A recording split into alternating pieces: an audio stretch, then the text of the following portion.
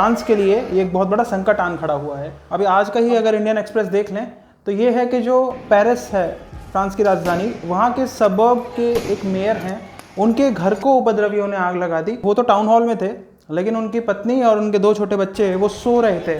फिर उन्होंने भाग के वहाँ से अपनी जान बचाई। अब आप समझ सकते हैं स्थिति की भयावहता को। खैर, अभी जानने की कोशिश करते हैं कि ये जो राइट्स हैं इनके मूल में क्या है, ये क्यों शुरू हुए, कहाँ पे ये हो रहे हैं। ये बेसिकली पेरिस में और उसकी जो सबर्ब्स हैं वहाँ पे हमें जगह जगह पे देखने को मिल रहे हैं, और प्रदर्शन तो लगभग पूरे देश में ही हो रहा है। लेकिन सबसे ज़्यादा जो हिंसक प्रदर्शन हो रहे हैं और नुकसान पहुँचाया जा रहा है पब्लिक प्रॉपर्टी को, वो फ्रांस की कैपिटल पेरिस में हमें देखने को मिल रहा है। और उसके जो कारण हैं, अब उसके बारे में जानने की कोशिश करते हैं। बेसिकली हुआ क्या कि 27 जून की बात है ये, कि फ्रांस में एक ट्रैफिक स्टॉप पे नहेल नाम का एक 17 साल का युवक, फ्रेंच पुलिस ने उसको ट्रैफिक स्टॉप पे रोका। उनके बीच में बहस हुई, और बहस के बाद जो नहेल था, जो गाड़ी ड्राइव कर रहा था, साथ में 2 लोग और थे कार में, उसने अपनी गाड़ी आगे बढ़ा ली।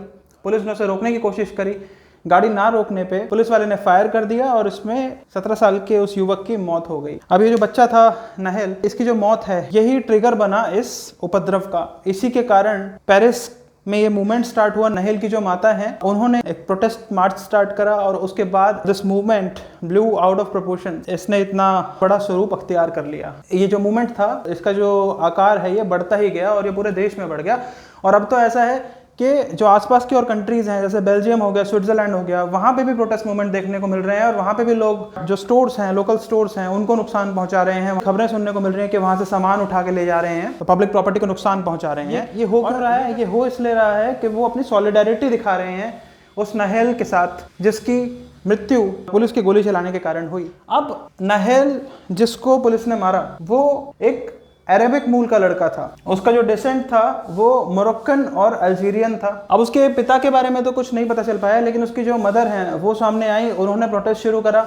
और उसके बाद अभी उसकी मदर जो है वो शॉक में है। उनका एकमात्र ये बेटा था 17 साल का। ये इनकी माता के अनुसार इलेक्ट्रिशियन की ट्रेनिंग ले रहा था कॉलेज में, उसके साथ साथ डिलीवरी बॉय का काम भी करता था। सूत्रों से ये पता चला है कि इसके खिलाफ इससे पहला कोई आपराधिक मामला दर्ज नहीं था। बस इतना ही था कि कुछ ट्रैफिक नियमों का उल्लंघन करने के 4-5 मामले इसके ऊपर पहले से थे, और वही इसके रिकॉर्ड में मिला है। मतलब ऐसा नहीं है कुछ कि कोई हैबिचुअल ऑफेंडर था या कोई बहुत बड़ी दिक्कत वाली बात थी। लेकिन पुलिस ने गोली चलाई और इसकी मौत हो गई। जिस पुलिस वाले ने गोली चलाई थी उसको गिरफ्तार भी कर लिया गया है, और उसने अपने वकील के थ्रू एक माफ़ी भी मांगी है नहेल के परिवार वालों से, और ये कहा है कि अगर हम गोली ना चलाते तो हमारी जान को खतरा था और कुछ गलत भी घट सकता था।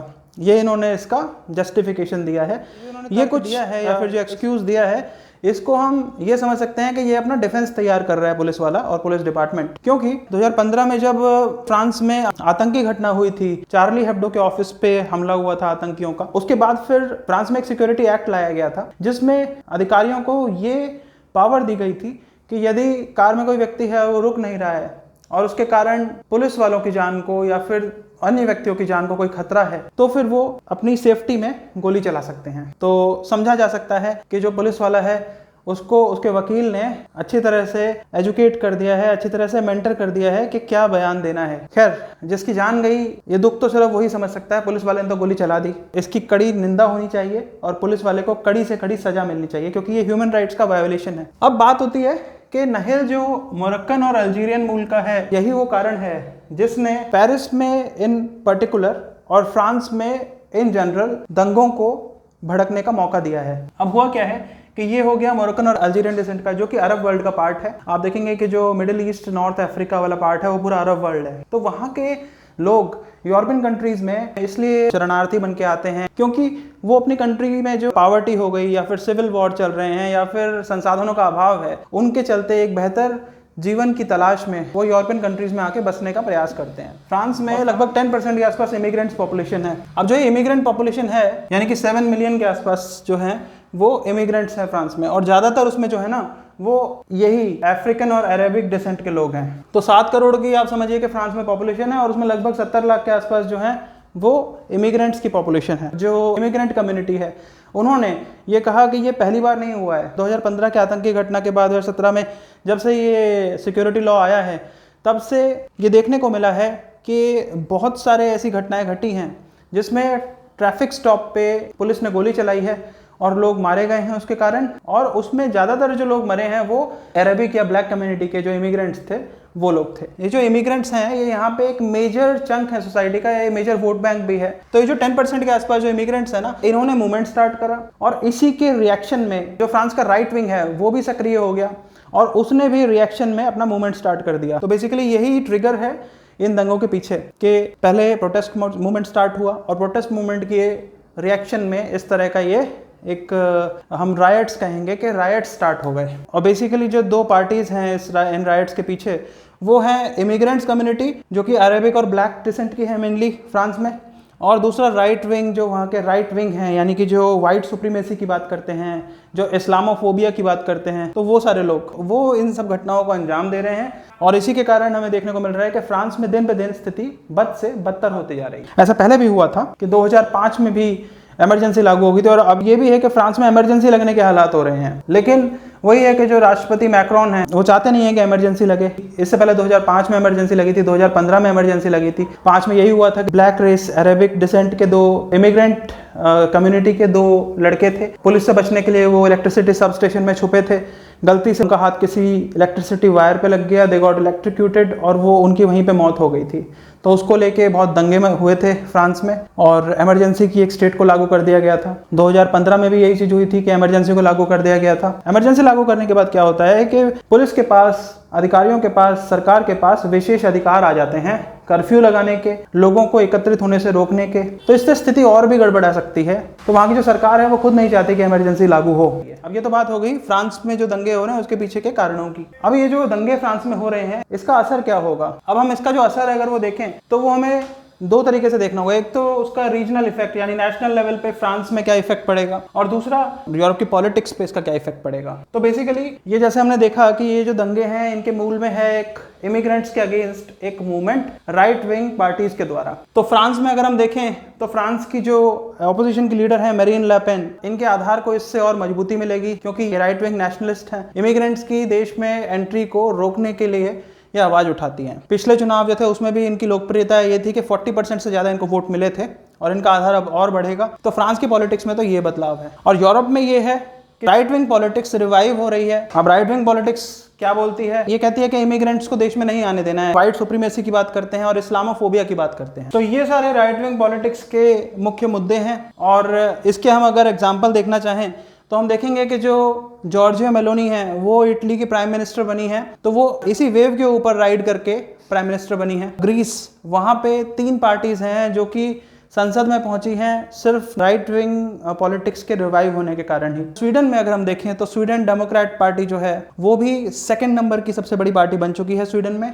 और हाल ही में हमने देखा था कि वहाँ पे कुरान को जलाए जाने के कारण दंगे भी भड़के, वहाँ पे उसका प्रोटेस्ट भी काफी हुआ था इस्लामिक वर्ल्ड के द्वारा। फिर हम ये भी देख रहे हैं कि जो ब्रिटेन है वो भी इमिग्रेंट्स के अगेंस्ट अपनी पॉलिसी ये ला रहा है कि जो अब वहाँ पे इमिग्रेंट्स हैं वो उनको रवांडा शिफ्ट करने की तैयारी कर रहा है। और EU ने भी टर्की को एक बहुत बड़ी अमाउंट दी थी इस बात के लिए कि रिफ्यूजीज को, इमिग्रेंट्स को यूरोप में आने से रोका जा सके। तो पेरिस में जो युवक की जान गई है इसके पीछे मुख्य कारण हम कह सकते हैं कि रेसिज्म एक कारण हो सकता है, व्हाइट सुप्रीमेसी हो सकता है, इस्लामोफोबिया हो सकता है और एंटी इमिग्रेशन सेंटिमेंट। अब थोड़ा सा फ्रांस के बारे में भी जान लेते हैं जाते जाते। तो फ्रांस जो है वो वेस्टर्न यूरोप का पार्ट है, वर्ल्ड की 7th लार्जेस्ट इकोनॉमी है अगर हम GDP के तौर पे देखें। अभी हमने रिसेंटली देखा था कि इंडिया 5th लार्जेस्ट इकोनॉमी बनी थी वर्ल्ड की, यूके को पछाड़ के, और यूके 6th नंबर पे आ गया। G7 का एक मुख्य सदस्य है, नाटो में इसकी मुख्य भूमिका रहती है और सबसे बढ़ के इसके पास यूनाइटेड नेशन सिक्योरिटी काउंसिल की स्थायी सदस्यता है, इसके पास वीटो पावर है। तो ये एक बहुत इंपॉर्टेंट कंट्री है। ग्लोबल पॉलिटिक्स की बात करें तो फ्रांस की एक बहुत बड़ी भूमिका है। लेकिन ये सारी बातें गौण हो जाती हैं जब देखते हैं कि एक 17 साल का बच्चा है, वो ट्रैफिक लाइट पे सिर्फ पुलिस के सामने जरा सी उसकी बहस हो गई और वो रुक नहीं रहा है तो उसको गोली मार दी जाती है।